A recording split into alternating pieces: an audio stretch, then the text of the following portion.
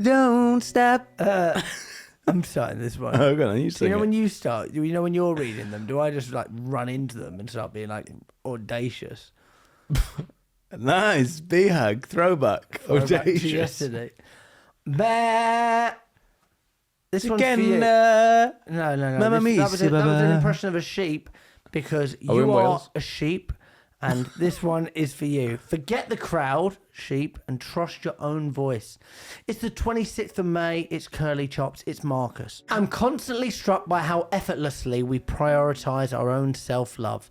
Yet we place more value on others' opinions than on our own sense of worth. We give so much weight to what others think of us and so little to how we see ourselves. Marcus Aurelius. So we prioritize our own well-being, yet we constantly bend over backwards to please others and seek their approval. So I want to talk a little bit about people pleasing because that is something that comes up so much in sales. So why does people pleasing exist? It probably goes back to childhood, and you used to get validation when Who did? Any child. Okay. I'm just talking royally. Is it Not ready for me. what? Sorry, what? I can't remember getting any from you. What? Validation. No, because I'm not your dad. Who is? I don't know. I don't. Anyway, is it about people pleasing?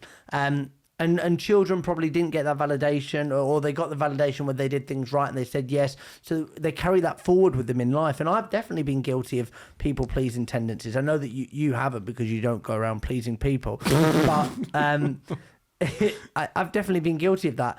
And I think that one of the things that if you're a salesperson and you're also a people pleaser, you will struggle because there are points as a salesperson you have to be the lawyer. You have to ask the difficult questions. You have to call out the contradictions. You have to challenge people. So maybe let's make it really actionable so that the salespeople listening to this can take something away, apply it if they are a people pleaser. One of the biggest things that they might struggle with is an email objection. Oh, okay. Yeah.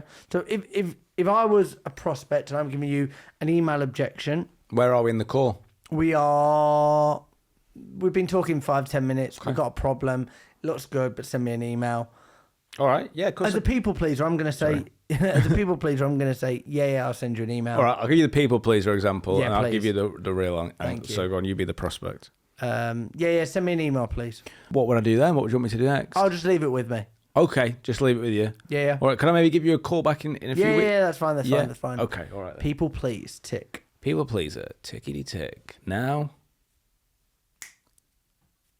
time to come at it from the Thompson angle. Yeah. Just send me an email. Yeah, can do. What's the best email to catch you on? It's jack@huntington.com. Okay, jack@com, got that. And then, just so I'm sending you over something relevant, out of problem 1, 2, and 3, which one are we focused on? Probably problem 3, best to look at. You said probably have to push you for an example on that one then. Give me a bit more. Problem 3. Okay, and then just so I've got an example, that always looks a bit different to everyone. How's that showing up at the minute? Well, the business is doing X, Y, and Z. We're trying to achieve X, Y, and Z. That is probably slowing us down because we're trying to move towards X, Y, and Z. I actually wasn't expecting to hear you say that. Okay, what's going on then? Well, we brought in a new head of Adabado, and we're trying to focus more so on the bringing them into that one. Okay, and I'm guessing you've said send me an email because you've given up on fixing that. No. We are trying. I'm looking at it actively at the moment. Okay, can I ask a really direct question? Please. Usually when people say they're looking at it actively at the minute and they've got those problems, they want to have a proper look at what's going out there. So normally we spend 20 minutes, half an hour on looking at something, but you're probably going to tell me that's a bad idea. No, that sounds good. Get your diary out then, big boy. Oh! But yeah, you're handling the people pleasing. You've got to dig a bit deeper. I also think that not being afraid to ask, Zach, can I be really honest with you? Ask me the most honest question you can ask. Go on. Usually when people say send me an email, it's just them being nice. They think I'm a people pleaser. They just want to please me. Is that the case here? What, are we pleasing each other? We can do if you want. Okay. Turn off No, the cameras. really good, really good. I like that one. I like calling out the elephant in the room. Yeah, exactly. And I wouldn't call you that to your face.